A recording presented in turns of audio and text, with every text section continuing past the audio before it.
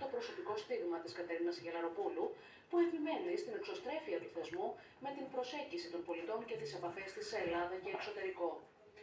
Το άνοιγμα του Προεδρικού Μεγάρου με τις εκδηλώσεις στον κήπο, τις συναυλίες και τις καλλιτεχνικές δραστηριότητες αποτελεί μια από τις εμβληματικές πρωτοβουλίες της Κατερίνας Γελαροπούλου, η οποία παρουσίασε με χαρά και ξεκάθαρη συγκίνηση το Λεύκονα σε έναν στενό κύκλο συνεργατών εντός και εκτός του Προεδρικού Μεγάρου και εκπροσώπων του τύπου.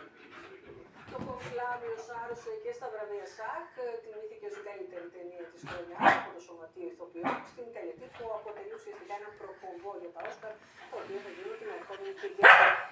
Η μου έλαβε το βραβείο πρώτου γυναικείου ρόλου για την ταινία της στην ταινία.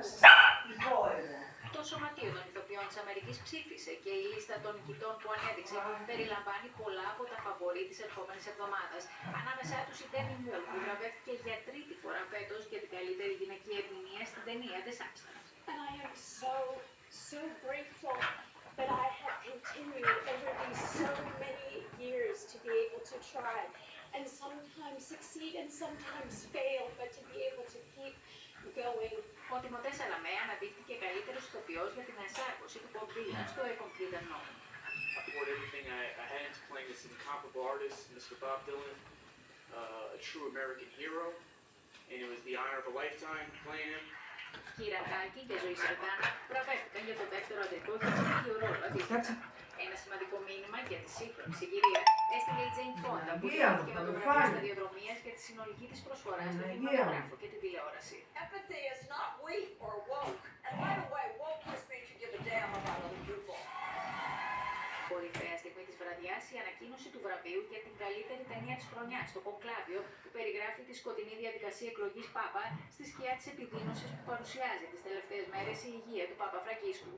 Αλλά και η βράβευση του Σοκούρ, που απέσπασε μεταξύ άλλων το βραβείο καλύτερης ερμηνείας cast σε δραματική σειρά. Αίσθηση προκάλεσε η πατρικής απουσία πάντως από τα βραβεία του φαβορί The Brutalist.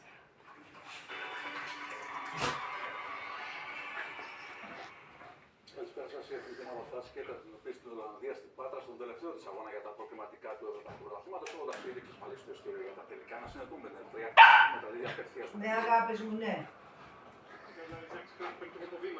Προς το καλάθι, κόβει του ζέλου ψηλά καθαρά. Πάγατε καλάθι. Το πάω πάνω στον Τζούρι. 18-16, τραχιά κεφαλή για την Ελλάδα. Ναι. Ναι.